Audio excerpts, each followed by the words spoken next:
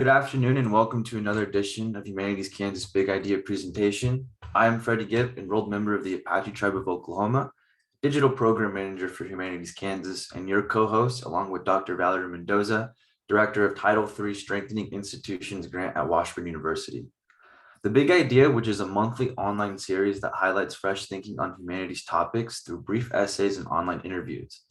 Last season highlighted Black scholars, emphasizing past and present work and how it has impacted their careers and communities. And for this season, we are transitioning our focus to elevate and explore Indigenous scholarship in Kansas. Today's Big Idea presentation, titled American Indian Students Define Success in Their Own Terms, explores the research findings on the persistence and accomplishments of American Indian graduate students who did their undergraduate work at a tribal college or university and its residual impacts on their careers. Our special guest today is Dr. Darryl Monteau. Dr. Monteau currently serves as the Associate Director for Missions Programs and Natives Initiatives at the Society of Advancement of Chicanos, Hispanics, and Native Americans in Science, working to provide resources and opportunities for historically challenged students, postdocs, and professionals in STEM. Dr. Monteau's dissertation focused on the persistence of American Indian Alaskan Native graduate students and shared her collective perspectives on their experiences and how they define success. She received her doctoral degree in educational leadership and policy studies from the University of Kansas in 2020 and her bachelor's degree from Haskell Indian Nations University. Dr. Monteau, thank you for joining us today. How's everything going? Yes, thank you. It's going great. I am really excited about this opportunity and very appreciative of being invited to be here today. Definitely. And for those coming in, Dr. Monteau is an enrolled member of the Kiowa Tribe of Oklahoma too. So before we begin, the format of our discussion is very simple, as Dr. Mendoza and I will alternate on questions relating to your essay, career, and other relatable topics in today's Big Idea. And towards the end of the program, we will allow those in the audience to ask any questions through the webinar's Q&A and chat feature. Dr. Mendoza, the floor is yours. Thank you, Freddie. So nice to have you here, Dr. Monteau. So I'm really excited to talk about your work. I was sharing before we went on that student success is kind of one of my passions. So your Big Idea talks about the definitions of success among American Indian college students, particularly those in graduate school. And so you were sharing a little bit that your research wasn't so much research as me-search before we began. So can you talk about what kind of led to you working on this topic and maybe some experiences you or people you knew had going into it? Sure. So I've always been interested in researching anything related to tribal colleges, tribal college students, American Indian student persistence. And a lot of that is just due to, my passion with working with Native students. And that all started, of course, whenever I attended Haskell and really wanted to see where I could help out the most. And so I know that as I was entering into the dissertation phase, I had, several ideas, but was able to narrow it down to this one area.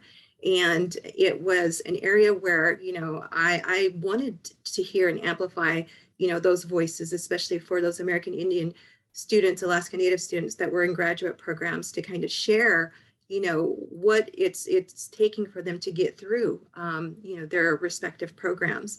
And so had a really supportive advisor, really supportive, faculty that I worked with, and was able to, define my research questions, get those developed, and then also was introduced to another body of research that really influenced my questions. Dr. Sean Harper, he's currently at the University of Southern California, I believe, a very well-known educator. He did a study, I believe it was in 2010, and he looked at Black male undergraduate students. And what he was able to develop was it's referred to as the anti-deficit achievement framework. And of course, this was to understand Black male student success in college. And so one of the things that I've noticed researching and, looking through articles, looking through studies, is a lot of time the focus tends to be on questions that surround, the challenges, the issues, the obstacles, the barriers that students often face. But in Dr. Harper's research and the framework that he developed, he was able to take that, instead of looking at deficit-oriented questions, his model used anti-deficit reframing to ask these questions that showed engagement, that showed achievement, and that showed performance. And so, that was, again, one of the big inspirations, and one of the things that, kind of allowed me to develop a few questions to kind of look at that success. I know that for a lot of the participants, success was defined in many different ways. And being able to do, my research study was also a basic interpretive qualitative research. So I had, these one-on-one interviews with my participants. And so, the one question that I remember asking, what was a success that you experienced while in your graduate program? It was similar to that. And I know that for some, they were able to just kind of, answer me immediately. And, they were sharing things, success that they found in the classroom, receiving an award, a scholarship, and also, of course, graduating and receiving their degree. But for a few participants, they weren't able to answer that question immediately. It took them some time. They had to pause and think about it. And I noted that. The response and the time for that question. And so for a few of them, they started out with sharing a challenge, a barrier, an issue, and then, told the experience and focused on the outcome. And so getting through that situation, was a success to them. And there was one person in particular, and their statement just always stands out to me when I had asked the question about success that they experienced. They looked at me and they replied, no one had ever asked them about their success before. And so again, it took them a moment, to pause and to think about that question. And they were able, to answer and share an experience. I truly appreciated, everyone's honesty. And again, the experiences that they encountered while in their graduate program. The success was seen in so many different ways. There were some that looked at, those small successes as being, some of the bigger accomplishments, of their graduate programs. Because, looking across the board, these students were coming, of course, they came from a tribal college into a predominantly white institution and into these graduate programs where they may have been the only person of color in their program. They may have been the only Native student in their program. And so, again, just there was some self-doubt. There was some questioning, do I need to be here? Should I be here? But I think, again, along the way, finding those successes and just kind of reconfirming that, yes, you do belong there. Yes, you do deserve to be here was so important, and to add to their self-worth and, to help build their character as well. One of the really most common things that I found too, across the board, all of the interviews, is that they always shared the importance of family involvement, family support. And even further than that, the importance of having a supportive community to help them persist along the way. And so, those were things that I truly resonated with. I probably would not have been able to, make it through without that support, without people helping me and letting me know along the way, that I deserve to be here. I can do this, and I will do this.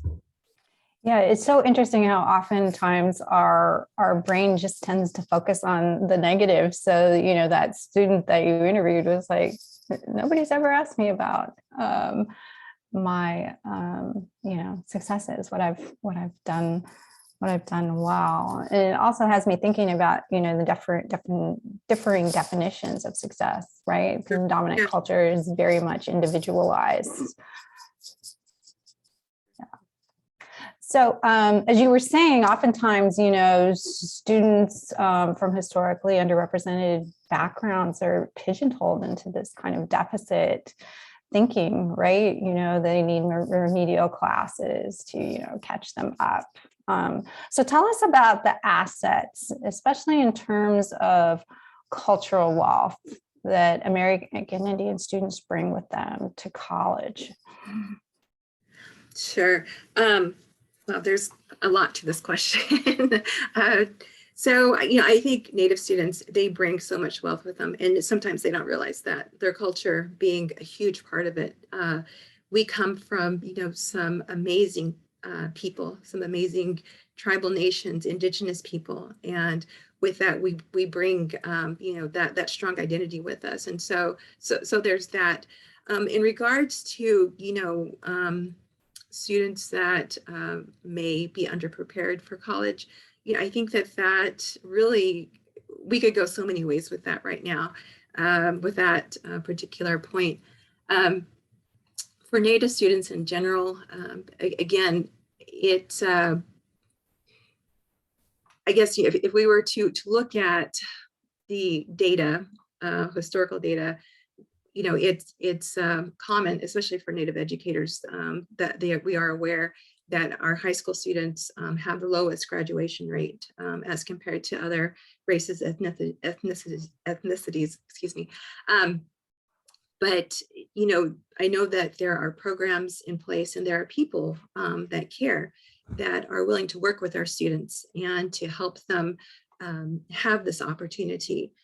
For a lot of students, probably, they're able, for those that have the resources readily available, in college, if they're looking to go to college, they're already looking in their junior year, right? They're taking those tests, they're applying, they're lining up scholarships, but for Native students and probably many other students of color, that may not be the most important thing during that time for them. So, however, it's, again, like I said, there are programs in place, there are people in place that are willing to help our students, realize and see their potential.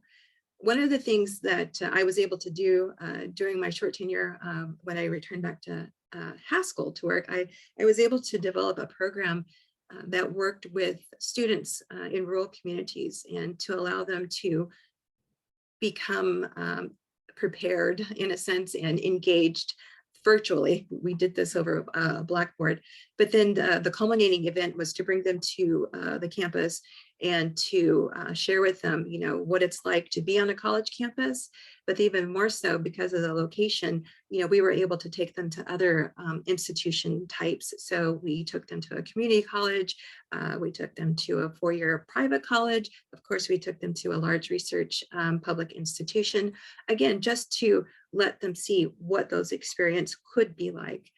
One of the things I know in working with students, whether they're in high school or college, undergrads looking at a graduate program, I strongly and highly encourage those students to do their research and to visit those campuses and to see the support that they could be receiving.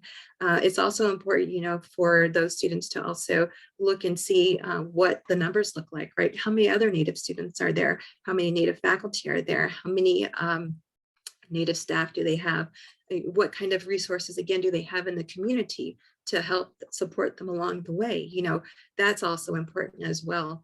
So again, when we're looking at what underrepresented students in terms of their deficits, and the need for remedial classes, I know that there are several states where their state schools aren't offering those remedial courses. And so they're reverting back and asking, the community colleges to help prepare these students and to prepare them to get into college.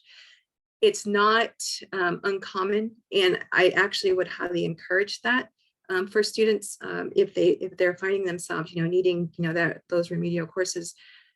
Bottom line is that, if they show an interest, if they have the support, and if they, know that they are quite capable, they can achieve this, they can accomplish this, whether they start at a community college, whether, they're attending a tribal college.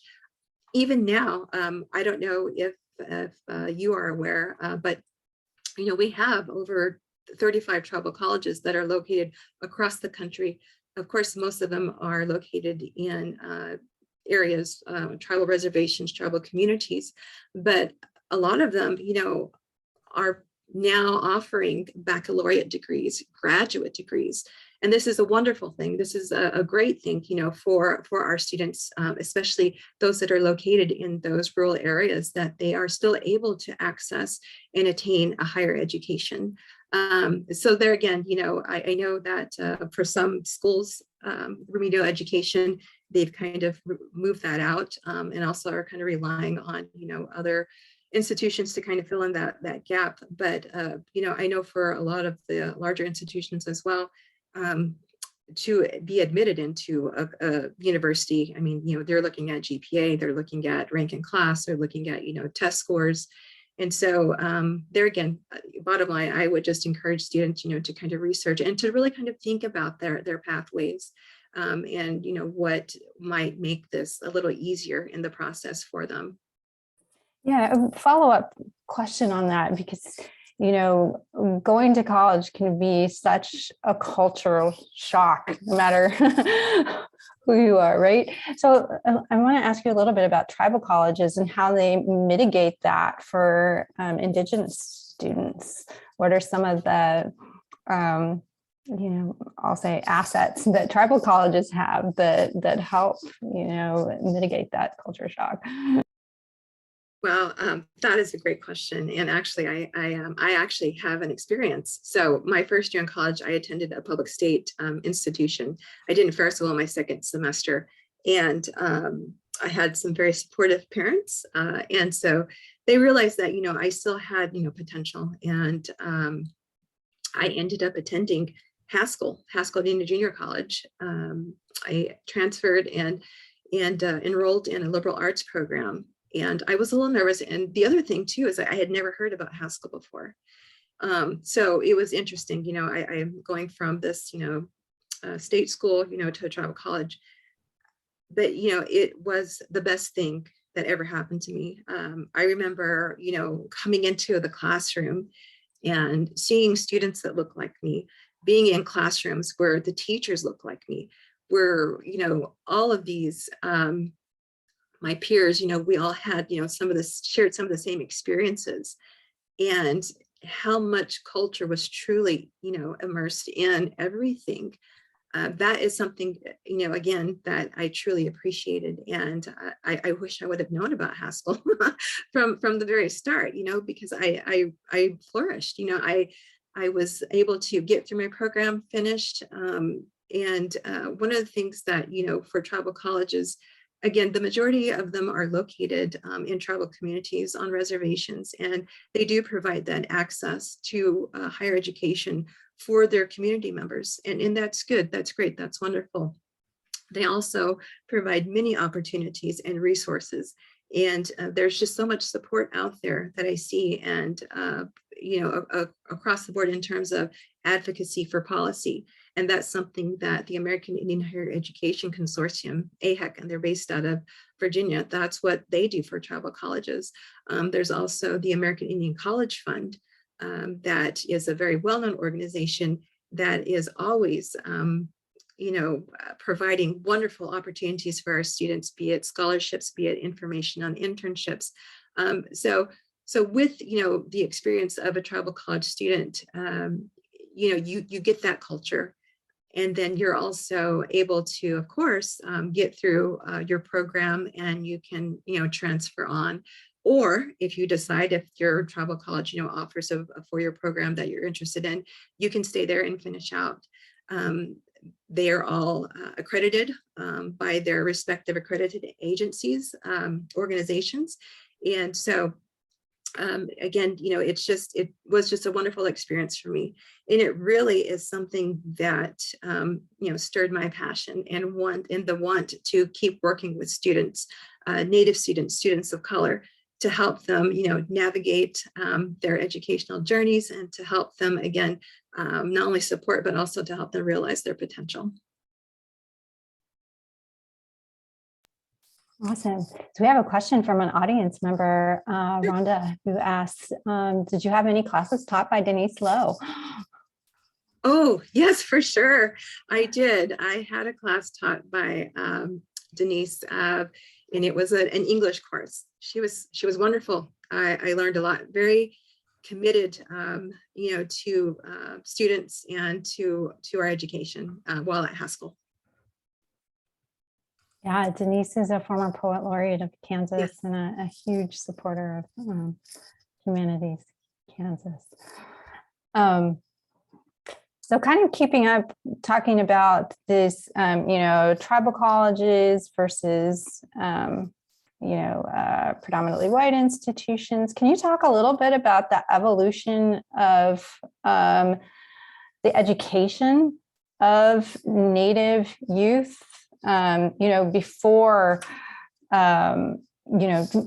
starting with traditional ways of teaching, kind of before this more mainstream education? Sure. That makes me think of my dad. My dad was raised by his grandparents and his parents, and he was fluent in Kiowa, our Kiowa language, and was raised traditionally. And so I remember, him talking about growing up, and he mentioned attending school in a one-room school, and it held grades K through 8, I believe. But he would talk about what that was like, but then also really just shared a lot of what he learned. Came from his family, and they were, again, as I said, they were all fluent. Kiowa was spoken in the home. He was taught, how to garden and how to, make do with what they had. And he grew up also, attending ceremonies and being involved in, the culture. And so, and I think about my dad in comparison to our little ones, our little grandbabies in our family, and what their experience is like and what they have access to. It's, just two different parts of the spectrum, right? We have, these little guys, showing us what they can do on the iPad. And, as for my dad, that is just something that was just completely something that he'd never even thought about. But I guess just kind of looking at, what he experienced, he was able to continue on with his education, and he did attend a boarding school. He and my mother. A lot of times, as we talk about boarding schools, then the reasons as to how and why they came about, it's just such a traumatic history regarding boarding schools. So with my parents, a lot of it was because of, financial reasons as to why, to send school students to the schools. They're able to, of course, receive meals, 3 meals a day, have a place to sleep. And a lot of times, of course, they were learning the formal education, but they were also being taught trade skills as well. And so it has evolved, but there again, we look at some of those early history parts, during the assimilation process, where our children, were being forcefully removed from their families, taken and put into boarding schools to be taught the ways of white society, and again, to be taught these trades. And they were having, their hair cut, having their dress taken away, given uniforms of sorts, I suppose, and, not able to speak their language and not able to practice, their culture, and even like, their religious practices. All of that, just being stripped away. And can you imagine that happening, to 5, 6, 7, 8-year-old? And that's what was occurring. That is what was happening. And so I guess a good example of that is, I look at Haskell Indian Nations University with the history that it has That was actually established in 1884 and first known as the United States Industrial Training School. And, it had students brought in, and they were, of course, had those experiences of having their hair cut, just things being taken away from them. And then trades, of course, was big, blacksmithing, baking, sewing, just all those types of things were being taught to them. And so I guess, as we look at that time in history, again, such a traumatic part of our history, and it, I feel has kind of led to, some things that we see that are occurring in some of our family systems, and just from those experiences. Granted, I know that some folks, may have had experiences where, they weren't traumatized. And I look at my mom's experience, hers was more of survival. She had lost her parents early. She didn't really have family that could take her in and take care of her. And so, she went on and attended and was able to, again, get her education, formal education.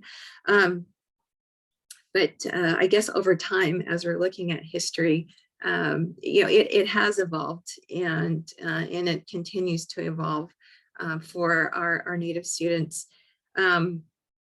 I think, there was a point in time where the history of Native people, of course, wasn't being taught as it should.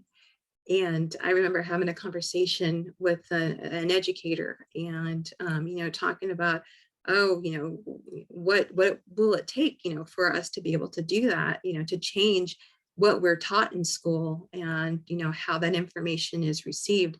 And of course, we talked about how are textbooks developed, major company based out of Texas, and who contributes to that, and who buys those textbooks. And so I know that there's a whole, process to that, but it, just really got me thinking at that time, that I feel like right now there is a big push, to have more history taught from a more true and accurate perspective, to really kind of enlighten and to bring to light, the things that not only we've experienced, but the other thing, and I know that this is said so much, but we are truly resilient. The things that were done early on, the kill the Indian, save the man, type thinking.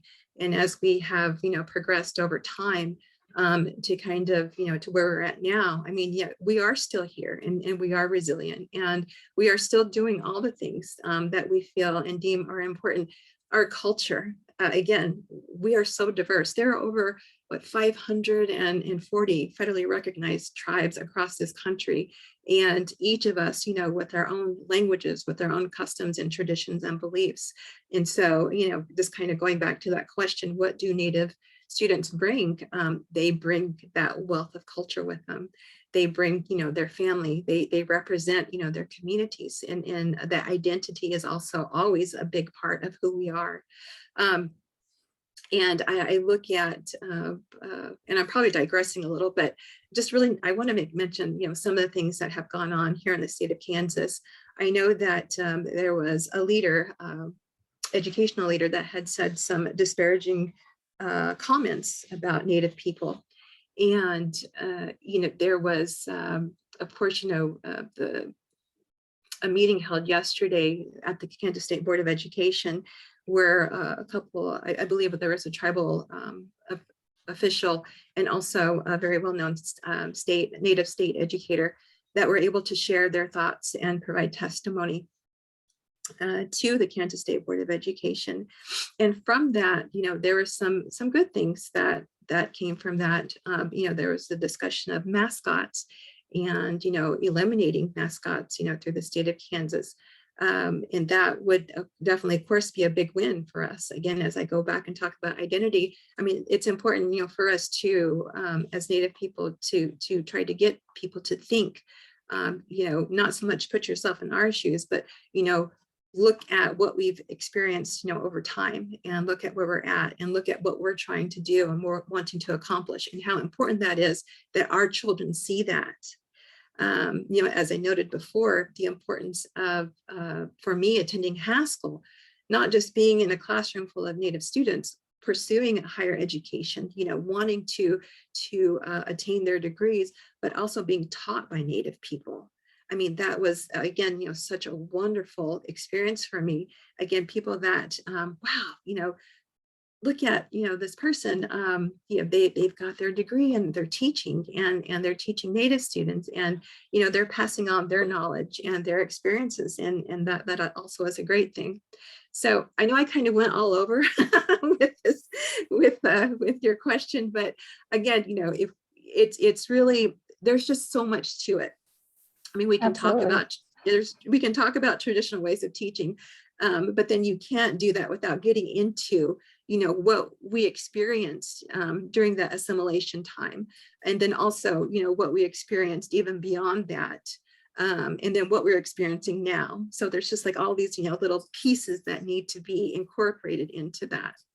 Yeah, absolutely. And as you were talking, it made me think about, this, when you were talking about your dad in particular and his experience, right? This teaching through example, having this very supportive environment, right? And then kind of, again, that shock of, going to the boarding school, right? But as you were talking, I hadn't really thought about how for some families that was, boarding school practical, right? And, in terms of family finances and making sure your child was fed and things like that, or your mother's situation, right? Or a matter of survival, we had a question actually to your point about what is going on recently with the Kansas and education. So it's Deborah asks, how do we help our Native youth strengthen their own identities so that these kinds of disparaging remarks don't damage their self-esteem? I think if there's probably different ways that you could approach this, but I think it's always important, just to have those conversations, and to invite those students to share about, who they are, and maybe do it in a way where, of course you're learning, you want to learn. And I think it's important for especially non-Native people, who have this interest and who want to support and advocate and be a part of, a Native student's educational journey in a positive way, is that you reach out and you learn, and you take that time. And even if it's on your own, I know that, for here in the state of Kansas, I know that there are 4 tribal reservations. And, my hope is that the folks that live in those communities, the folks that teach in those schools, that work with those students, that they are taking time to learn about, these tribal nations, because they have a lot to offer their communities as well, rich in their culture and in their heritage, and in their languages. So I think it's just a matter of taking time, one, to really kind of get to know the community, and then also just making time to visit with students, and learn about them, and maybe even what some of their concerns are. Students, of course, they are aware and they know things that are happening in this world today, and they have questions. And I believe that any educator, we want to be supportive and we want to help our students as best as we can, because this is a very challenging time for everyone. And, so I think that could be a place to start. Yeah, I love that, sort of validating students' identities and experiences by, just asking them about their identities and experiences and having them really be the teachers, right? Yep. Yeah, that's awesome. So I want to go back to this but these boarding schools, that era, and what impact do you think that those experiences have had on Indigenous attitudes towards education, especially, outside of those tribal colleges, outside of reservations? Sure. Well, I know that there's a distrust, and there's always been a distrust, especially where the government is involved. And so with the things that have happened, over the years, it's heartbreaking, and it's again, as I said, I believe, in my personal opinion, that the effects, that the things that happened, early on, have affected our people in ways, historical trauma, and have gotten into our family systems, and the results, being, some not good things coming from those. I guess, one of the things that I think about that just really kind of comes to mind is, the discovery of the children that were found at the Kamloops residential school. And I believe this was in just last year, 2021. This was up in Canada. And, since then, there have been, I don't even know what the number is, but, the number of children that were, that have been discovered, the bodies. It's, it just makes you question why and how. And even now in the US, I mean, these discoveries are being made. And so, and again, I believe, there's always been this distrust of the government, this distrust of, of any type of government authority coming in, stepping in, and, telling Native people, this is what you have to do, this is what you need to do. And I guess, for me, as I mentioned, I attended Haskell, and I remember learning that there was a cemetery there. And the cemetery, it was for the children that never made it home. Those children that were first brought onto campus and weren't able to, of course, they weren't able to make it home. They ended up, passing, from illnesses, sickness, and their family's not able to come and get them.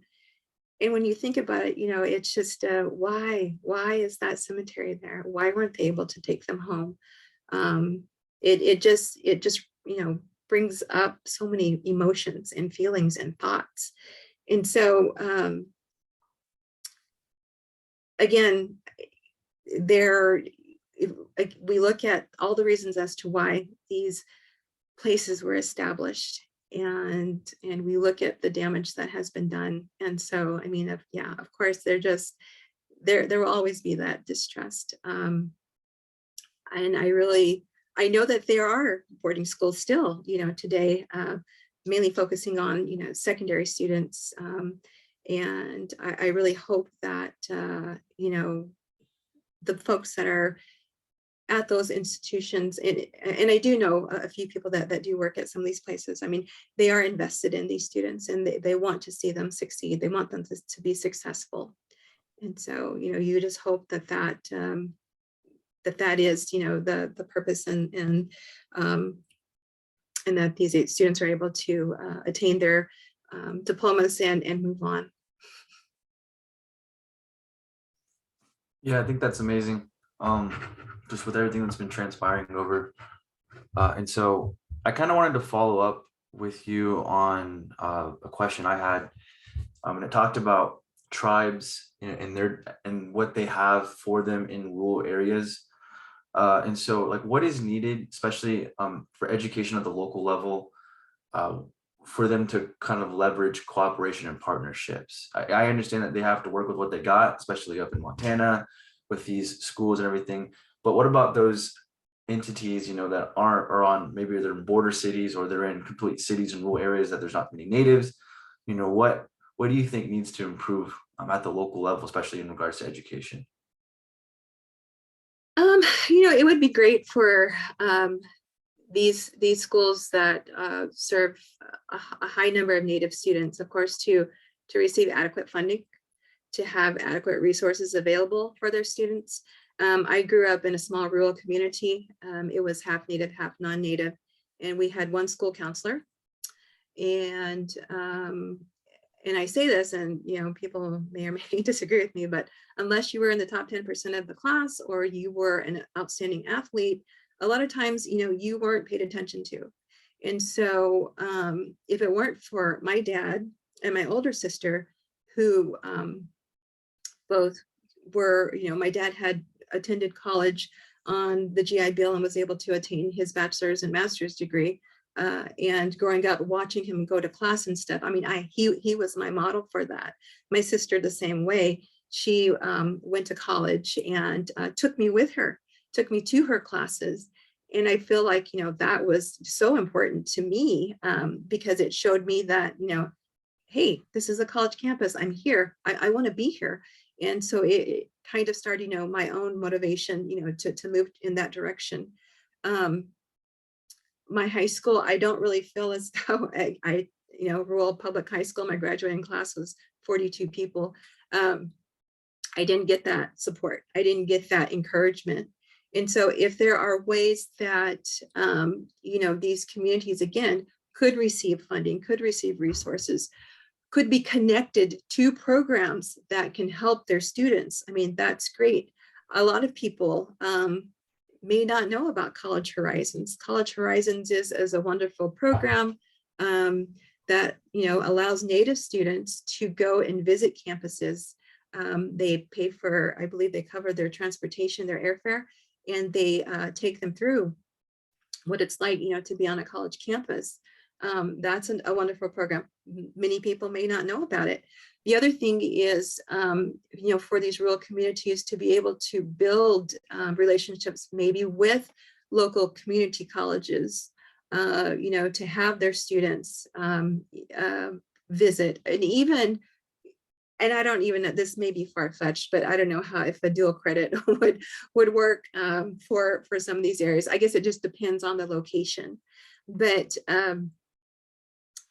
I know that there are organizations out there, Native organizations out there that have some amazing programming for students. Another one that comes to mind is ACES, the American Indian Science and Engineering Society. They have K through 12 programming to help students who have an interest or want to learn about science. They have some wonderful programs that are set up. So again, I think it's going to come down to being able to, how do they attain these resources and who's able to work with them. And so maybe these partnerships, not just go with the schools, but maybe with the tribes.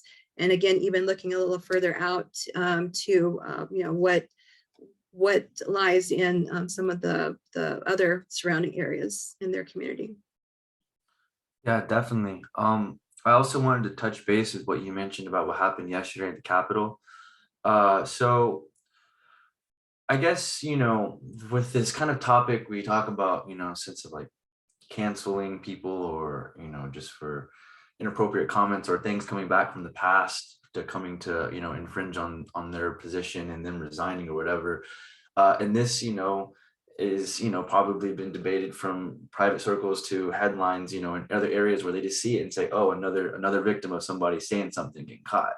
But what's more uncomfortable is the fact that the person was very, just said it with comfort, said it,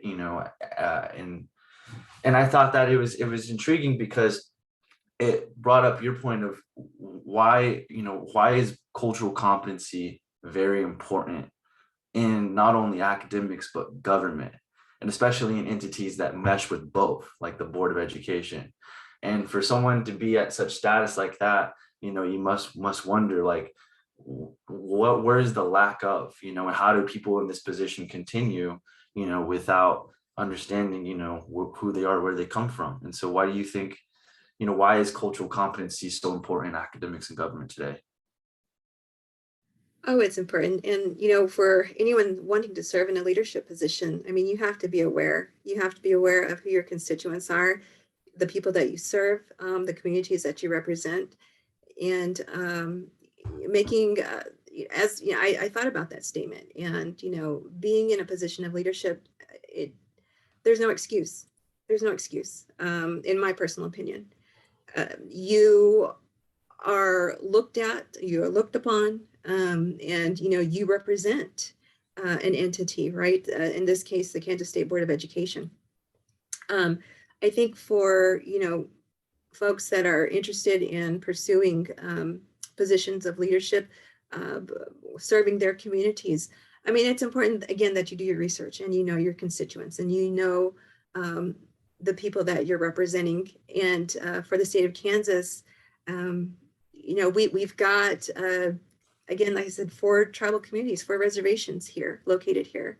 We have Haskell Indian Nations University, located in Lawrence, Kansas, an intertribal college, tribal college, that serves 700 to 800 students a semester.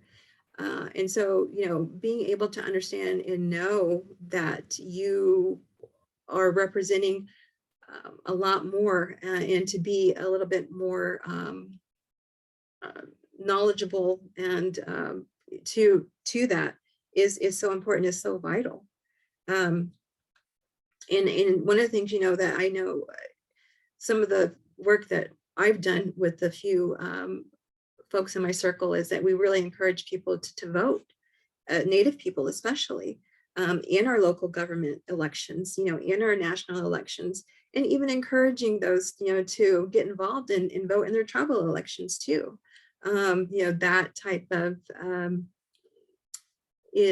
work is so important, and oftentimes, overlooked. But it's something that I feel is, especially our young people, need to be more aware of and realize and know that their vote matters. Yeah, and speaking about young people, we have another question. Dr. Mendoza, I don't think we talked, it was from Rhonda Miller, at 12:30.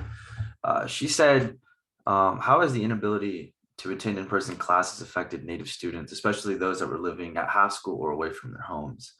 How about younger students? Was access to Zoom for schooling purposes low? And what can the average Kansas citizen do to make sure Native history is taught? That kind of resembles the previous question. And also, do you recommend any specific books that we could request from the library to purchase, or that we can or places that we can donate? I know it's kind of a full question, but essentially it's kind of talking about what you're familiar with. We've seen it first person with high school students. We have one, and how it's difficult because some people's entire college career has only been through Zoom. And can you kind of speak to that a little bit about with COVID impacting and the ability for Sure. in-person classes and how it affected Native students? Oh, it's affected Native students, especially, and I'll kind of use some of my experiences from the work that I've been doing over the past 2 years with my organization. We've been informed and been told that because of some of the rural locations, that they're not able to access the internet. Some of these students, as we were trying to get them to attend some of our virtual events, these issues were coming up. These were real issues where they did not have a computer in their home. They were having to drive, to the next town to jump on a public library computer, 30, 40 miles, maybe probably even more for some. So that access, to one, having a computer was an issue. The other, the access to having the internet was another issue. And so it made it very difficult, for students. And I know that in speaking with a couple of Haskell students, same thing, they were impacted in that regard. But yet I know that, a lot of the institutions, a lot of the tribal colleges were able to help students along by providing them resources so that they could have access to a computer, a laptop in some cases, and to a hotspot so that they could access the internet. The other thing to consider too is our learning styles. Our learning styles are so different. And so for me, I'm a visual learner. I need to be in a classroom. I need to have my instructor in front of me. I need to be able to ask questions, right? And engage in that way. a lot of our students were experiencing that too. And so can you imagine having to have that experience, but yet you don't have the choice. You know, you have to be online. You have to watch this Zoom recording, or you have to be on this Zoom. And Zoom burnout is real. You know, it happens. It's still happening, and it's very difficult. So there has been, you know, a lot of impact, and yet there has been support and resources to try to help our students along. And even for our young people, our primary, middle school, secondary students, you know, there was a time in Lawrence, of course, you know, where they were home.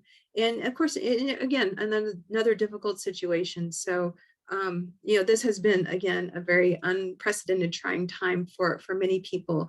And just trying to, one, I always encourage people, you know, self-care, take care of you first, and do the best that you can to help yourself. And then, you know, these other things, they're important, but you've got to prioritize that too as well, you know, and to help you get through your day. And for students, we know that this time has, you know, had a lot of impacts, not just on their learning, but also on their mental health.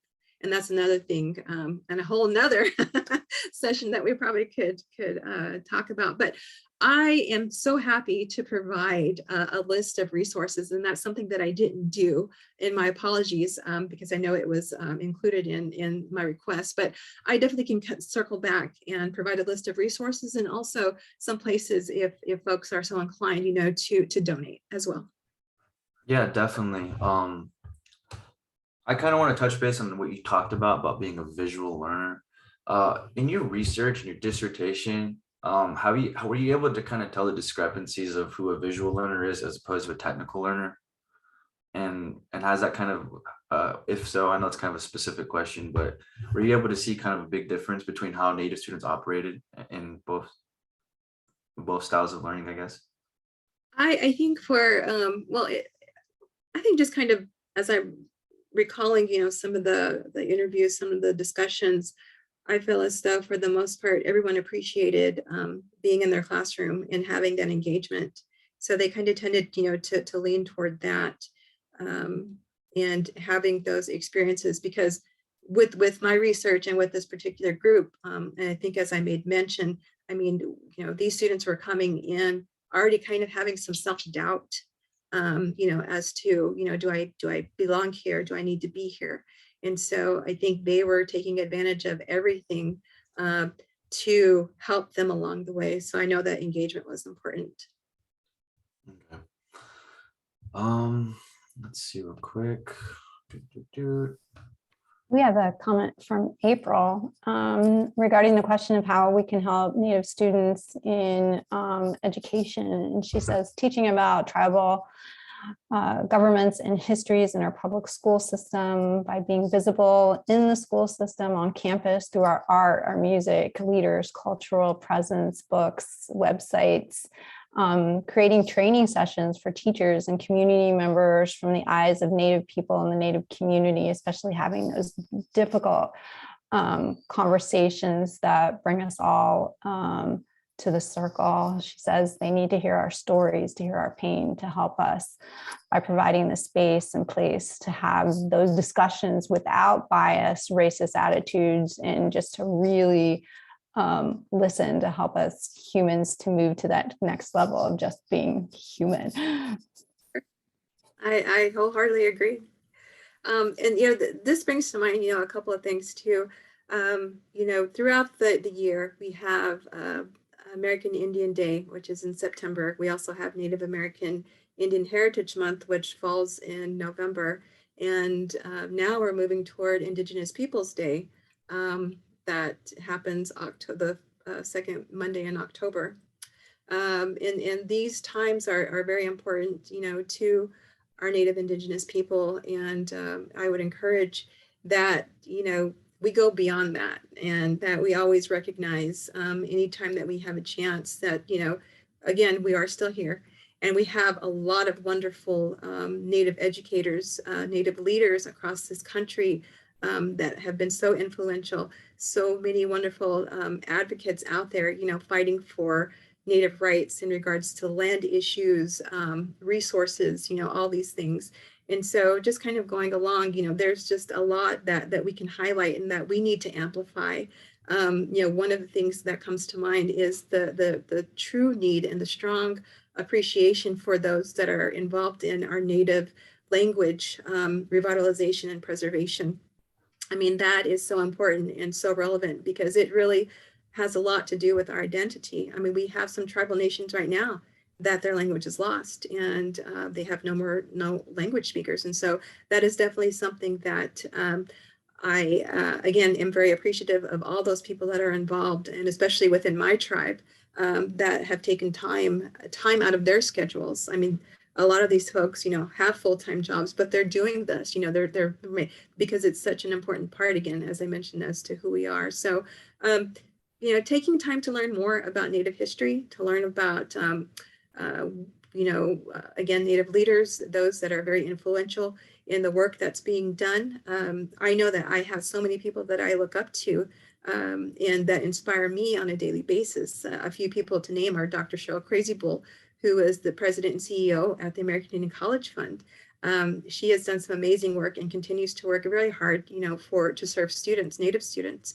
Others that come to mind, Carrie Billy, who leads the American Indian Higher Education Consortium, advocating for policies to help our tribal colleges move along and to meet their vision and their missions. And so, there again, we can go on and on, but there's a lot. I mean, there's a lot more to this, and I hope that people that are listening to this, really take the time to learn more. And I know for those Native educators that are out there, I'm just speaking to the choir, and they're aware and they know about these things as well. Definitely. So we got about 4 minutes kind of leading into it. So if there's any more questions, feel free to answer anything. Dr. Monteau, if you have any second thoughts, epiphanies, we got some time for that. Dr. Mendoza, do you have anything? I understand you guys were having such a good conversation. I was just like looking, I was like, yeah, this is great. I was like, this is good stuff right here. But no, so for real, if there's not anything, I guess we can start closing the session up. So here real quick. We would like to extend our sincerest appreciation to Dr. Darryl Monteau, a member of the Kiowa Tribe of Oklahoma, current Director of Native Initiatives at SACNES. And for those in the audience today for the big idea discussion titled American Indian Students Define Success in Their Own Terms. Join us next week, or not next week, next month on April 21st at 12 o'clock for another big idea discussion featuring Dr. Alex Redcorn, citizen of the Osage Nation of Oklahoma, assistant professor and educational leadership for Indigenous partnerships at Kansas State University, as we discuss turning land acknowledgements into action, improving education for, about, and with Native people. So this is a perfect prequel conversation for this, and I can't wait for that discussion because I myself, I have kind of a bone to pick with land acknowledgements personally, because I do believe that they are performative in nature, and I think that you need to back it up, and walk the walk when you talk the talk. So I'm excited about this. This conversation with Dr. Monteau touched on it perfectly, kind of giving us a sample, and that's pretty much it for today. So thank you so much for such a rich discussion, Dr. Monteau. I learned so much, and it was such a pleasure speaking with you. Definitely. Great. Well, thank you. Yeah, and so Rhonda Miller said, this has been so informative. Thank you. So like I said before, thank you. Stay warm, stay safe out there. And I'll see you guys all next month. Take care, everybody. Bye. Thank you.